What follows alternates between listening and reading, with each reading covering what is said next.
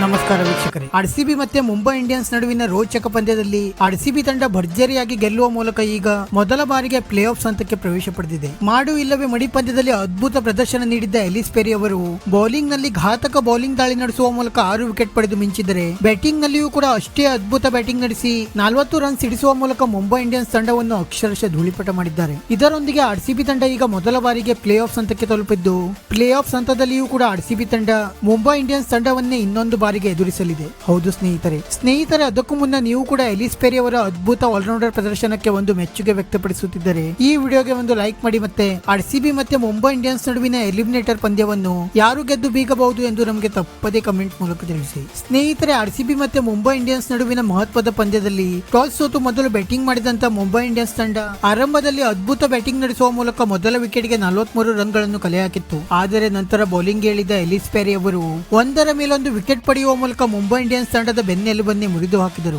ಘಾತಕ bowling ದಾಳಿ ನಡೆಸಿದ ಎಲಿಸ್ peri ಅವರು ನಾಯಕಿ ಹರಂಪ್ರೀತ್ ಕೌರ್ ಸೇರಿದಂತೆ ಘಟಾನುಘಟಿ ಬ್ಯಾಟ್ಸ್ಮನ್ ಗಳನ್ನು ಔಟ್ ಮಾಡುವ ಮೂಲಕ ಆರ್ಸಿಬಿ ತಂಡಕ್ಕೆ ಭಾರಿ ಮುನ್ನಡೆ ದೊರಕಿಸಿಕೊಟ್ಟರು. ಎಲಿಸ್ ಪೆರಿ ಅವರ ಘಾತಕ ಬೌಲಿಂಗ್ ದಾಳಿಯ ಮುಂದೆ ಮುಂಬೈ ಇಂಡಿಯನ್ಸ್ ತಂಡದ ಯಾವೊಬ್ಬ ಬ್ಯಾಟ್ಸ್ಮನ್ಗೂ ಕೂಡ 30 ರನ್ಗಳ ಗಡಿ ದಾಟಲು ಸಾಧ್ಯವಾಗಲಿಲ್ಲ. ಅದ್ಭುತ ಬೌಲಿಂಗ್ ದಾಳಿ ನಡೆಸಿದ ಎಲಿಸ್ ಪೆರಿ ಅವರು 4 ಓವರ್ಗಳಲ್ಲಿ ಕೇವಲ 15 ರನ್ ನೀಡಿ ಪ್ರಮುಖ 6 ವಿಕೆಟ್ ಪಡೆದು ಮಿಂಚಿದರು. ಇದು WPL ನ ಇತಿಹಾಸದಲ್ಲಿ ಮಹಿಳಾ ಆಟಗಾರ್ತಿಯ ಸರ್ವಶ್ರೇಷ್ಠ ಪ್ರದರ್ಶನವಾಗಿತ್ತು. ಅಂತಿಮವಾಗಿ ಮುಂಬೈ ಇಂಡಿಯನ್ಸ್ ತಂಡ ಕೇವಲ 113 ರನ್ಗಳಿಗೆ ಆಲ್ಔಟ್ ಆಗುವ ಮೂಲಕ ಆರ್ಸಿಬಿ ತಂಡಕ್ಕೆ ಗೆಲ್ಲಲು 114 ರನ್ಗಳ ಗುರಿ ನೀಡಿತು. ನಂತರ 114 ರನ್ಗಳ ಸುಲಭ ಗುರಿ ಬೆನ್ನಟ್ಟಿದ ಆರ್ಸಿಬಿ ತಂಡಕ್ಕೆ ಸ್ಮೃತಿ ಮಂದನ ಅವರು ಕೇವಲ 11 ರನ್ಗಳಿಗೆ ಔಟ್ ಆಗುವ ಮೂಲಕ ಆರಂಭದಲ್ಲಿ ಆಘಾತ ನೀಡಿದರು. ನಂತರ ಮೊಲಿನಿಕ್ಸ್ ಅವರು ಕೂಡ ಕೇವಲ 9 ರನ್ ಗಳಿಸಿ ಪೆವಿಲಿಯನ್ ಸೇರಿಕೊಂಡರೆ, ಸೋಫಿಯಾ ಡಿವೈನ್ ಅವರು ಕೂಡ 4 ರನ್ ಗಳಿಸಿ ಆರ್ಸಿಬಿ ತಂಡಕ್ಕೆ ಇನ್ನೊಂದು ಆಘಾತ ನೀಡಿದರು. ಈ ಹಂತದಲ್ಲಿ ಆರ್ಸಿಬಿ ತಂಡವು ಕೂಡ 39 ರನ್ಗಳಿಗೆ 3 ವಿಕೆಟ್ ಕಳೆದುಕೊಂಡು ಸಂಕಷ್ಟದಲ್ಲಿ ಸಿಲುಕಿತ್ತು.